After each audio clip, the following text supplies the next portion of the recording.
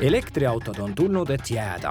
Sestap paneme täna proovile 3 uhi uut, alles viimasel paaril nädalal Eestisse jõudnud särtsusõidukit. Ja muidugi on meil oma katselendur, kes nagu kostüümist näha, võtab oma tööd eriti tõsiselt. Koit on oma teravuse lihvinud maksimaalseks, sest elektriautod ei ole üldse nii nagu sisepõlemismootoriga autod. Nad on teravad. Saame siis imet näha. Ma ootan huviga, millega täna üllatad? Üllatame võt nendega siin. Volkswagen ID4, Škoda Enyaq ja siis see 3. auto nimega Citroën Ami. Esimene katsealune. Äsja maailma aasta autoks valitud Volkswagen ID4. Sõiduulatust on sel kuni 520 kilomeetrit. Kodupistikusta akut laadides kulub 7,5 tundi. Võimsust 150 kilovatti, mis võimaldab 0-100 kiirendada 8,5 sekundiga. Hind algab 48 000 juurest ja katseks laenatud eksemplar maksab ligi 60 000 eurot. Nii, sõiduulatus 520 kilomeetrit. Ei ole. Usud? Minu jaoks on nagu elektriauto puhul kõige olulisem nagu asi, esimene asi, et palju sõiduulatus on. Selle auto akude kaal on kokku peaaegu 0,5 tonni. Nii et 3. auto kaalust on need akud. Okei. See mõnus on. Mina olen tegelikult kogu aeg elektriautode poolt. Ma olen tegelikult elektriautode fänn. Et mina ootan juba aastaid huviga seda elektriautode, et läheksid akud paremaks ja sõiduulatused suuremaks ja hinnad odavamaks. Aga selles mõttes, et jumala, kõik on ülimõnus. Ja tegelikult ikkagi selles mingi oma võlu on selles, et sa oled autos nagu sellises täiesti haudvaikuses. Kas auto töötab või ta ei tööta? Ja ma pean kuskil vajutama. Sellest ma ei saa aru, mul endale elektriautot on, et mis hetkel ta nüüd töötab ja millal ta ei tööta. Aha, vist nüüd töötab või? Jah, sõiduauto on, aga kangi ei ole. Oota, aga kus käsipidur maha käib? Siin näitab, et käsipidur, kas ta läheb automaatselt maha või tuleb see maha võtta kuskil? Siin on üks nupp, vaata. Nii. Oota, ega... Ahah, niimoodi drive. Ahaa, okei. No näed. Mõtlesime lihtne. Okei, täna on küll 4 kraadi, aga näitab, et aku on suht koht täis ja 314 kilomeetrit on sõiduulatust. Et mulle tundus see 500 pluss on natuke liiga optimistlik. Kuigi sa ütlesid, et akud sellel autol kaaluvad 0,5 tonni. Et kuna see raskus on nii põhja all, nii madalal, siis tegelikult ei ole seda tunnet, et sõidaks mingisuguse nagu kruiisilaevaga. See on lahe, see ilmselt sõidab kuidagi siit täitsa ära ja see on klaaskatus kõik. Proovi, kus see või...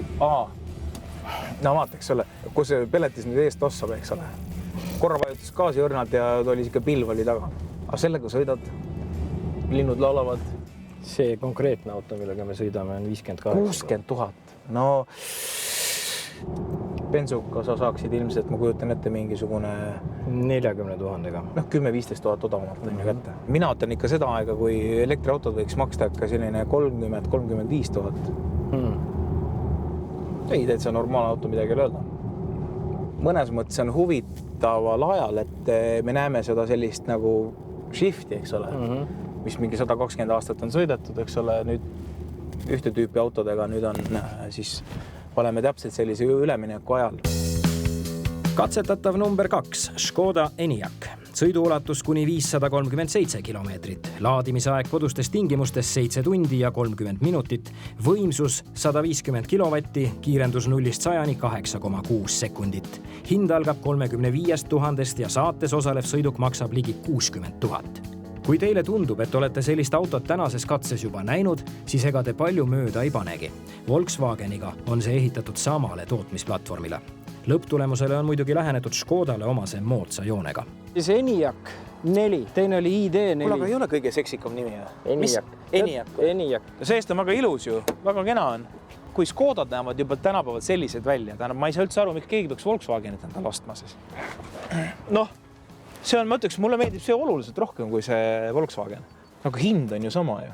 Ja ma saan aru, et see sõiduulatus on ka sama ju. Mulle muidugi rõhutati seda autot üle andes, et sellise auto puhul nagu see Škoda on selline nüanss, et sa istud autosse, võid kohe sõitma hakata. Automaatselt lülitas ennast sisse praegu. Põhimõtteliselt istud sisse ja kohe võid gaasi panna ja auto hakkab. Kohe paned drive'i ja võid kohe sõita. Siseelundeid nüüd kohale igaks juhuks. See ongi see elektriauto võlu. Õrma, ma ütlesin õrnalt varbaga ja kohe läheb. Ei ole mingit meelitamist, mingit ootamist.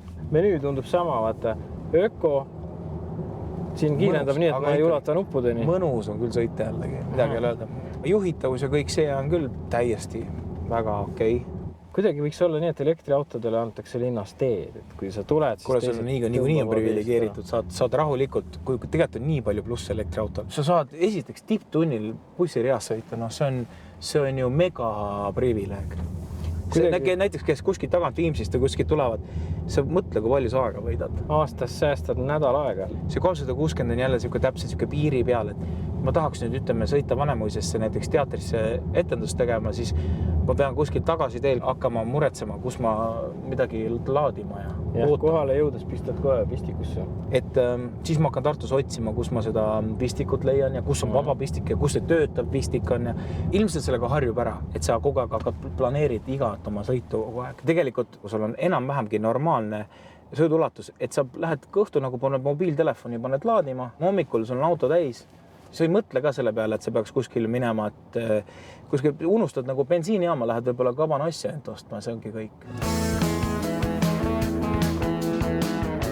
Päris autod juba. Ma hakkan vist tõesti vanaks jääma. Vanasti mul meeldis, mida rohkem löriseb, seda lahedam. Nüüd mul see vaikuses sõita jumala mõnus. Kus aeg ikka tehnika areneb edasi, et sa saad nagu mingi elektri Škodaga juba siukse elamuse nii mõnus on sõita, et midagi ei öelda tõesti. Nii, mis siis nüüd see on siis? See on Citroen Ami ehk siis sõber. Ja see kolmas auto, Citroen Ami. Sõiduulatus 75 kilomeetrit, laadimisaeg 3 tundi, võimsus 6 kilovatti. Hind 6900 €. Eksperimendi täpsuse huvides tuleb siinkohal toonitada, et päris autoga siiski tegemist ei ole. See väike 4-rattaline sõber liigitub mopeedautode klassi, ehk selle rooli võib istuda juba 14-aastaselt, omamata seejuures B-kategooria juhiluba. Aga Ami on lihtsalt liiga lõbus, et seda mitte märgata. Väga maskuliine. Ja nüüd läheme auto taha. Power. Kas sulle ei tundu, et see on auto, mis näeb ka tagant täpselt samasugune välja nagu eest, lihtsalt, et lambid on teist värvi. Ehk siis siin on niimoodi, et auto on nagu nii eest kui tagant üks ja sama, kui ka mõlemalt küljelt ühe ja sama uksega. Aga sa nimetad seda ikkagi autoks siis, jah? Jaa. Mul on eluaeg väikesed autod meeldinud, aga see on võib-olla... Liiga väike. Tšutile võib-olla ekstreemne. Kuidas siit sisse saab? Mismoodi? Siin ei ole linki ju. Sul on võti. Et see ei saa nii vana kool võtme keerama, nii futuristlik auto. Ei no kuule, näita, kuidas see käib. Sa ei ole ammu vist autot võtmega avanud. Ei, ma isegi ei mäleta, millal see oli kunagi, need ajad jäid kuskile väga kaugesse minevikku. Proovi nüüd.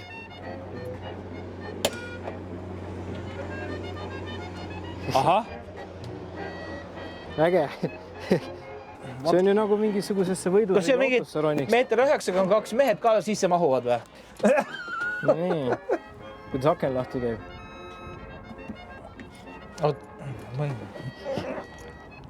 Issand. Lükka õue, jah? Nii või? Selleks ongi see tehtud, jah? Jah. Vaata, mis on meistermehed on lihtsalt lahendused välja mõelnud. Just, vanasti. Tänu sellega jääb kogu ju kõik ära, eks ole. Kogu see ukse sees möll, eks. Koidule meeldib. Ei, aga sellega on võimalik punktist A punkti B ju kindlasti jõuab. Lähme proovime. Iseasi kuidas. Naerusuila. See on midagi uut ja põnevat. Vaat sellist varianti, tulge vaadake, siit tuleb tõmmata ust lahti teha. Sellisest mingist asjast. Siit tõmbad, siis saabad ukse lahti. Millegi sellisega ma pole küll kunagi sõitnud. Küsimus suurele ringile, kus on siin käigukang? Nii. See või? Ei ole ju. On või? Ei. Kojame.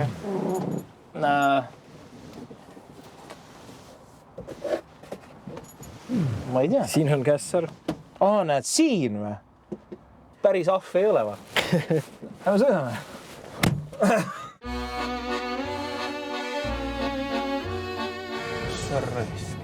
No, 16 kilti tunnis tundub nagu sõidaks 70-ga. Aga võt selles mõttes, et sellega jäävad alati load alla. Mitte mingid probleemid ei ole. Gaas põhjad. 30 kilti tunnis, 33, 35. kuule, me tõuseme lendu kohe. See läheb 40, kas sa oled sul kunagi 30 kilomeetrit tunnis nii palju fun'i olnud või? Kuskil, ma olen Pekingis sõitnud. Lõbustuspargis? Kus raisk, kus auto kaldub? Mul on hirm. See nagu mere peal oleks. Auto läheb niimoodi. Kui natukene rooli keerata. Mäest alla kaas põhjas. No, tunned, kus tõmbab istmesse. Jaa. Teeme seda tore, kõik inimesed vaatavad ja naeratavad. Selle autoga sõidab.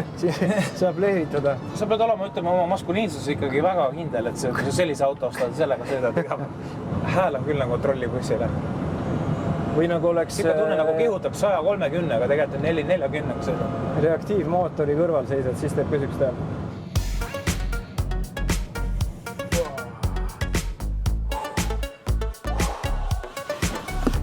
Oi. Ma olen nagu emotsionaalselt täiesti läbi praegu.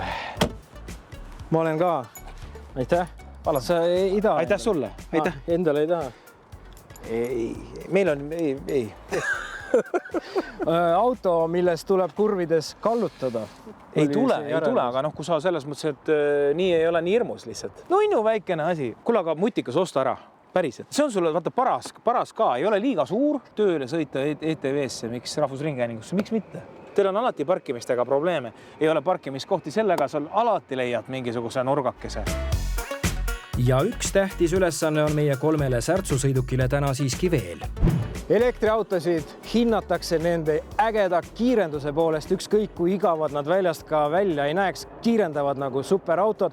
Õnneks on meil käepärast kollane superauto ja täiesti tavaline elektriauto pistab sellega nüüd rinda. Võistluse nimi on kiirendusvõistlus. Läks!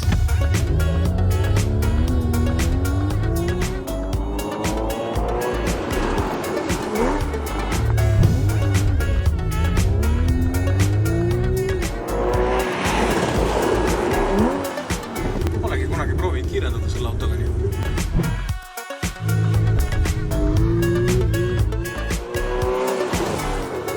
1, 2, 3, 4, 5, 6. Võimas. Tuleb siis välja, et elektriautodel, mis näevad välja nagu tavalised autod, sportautode vastu siiski veel ei ole lootust.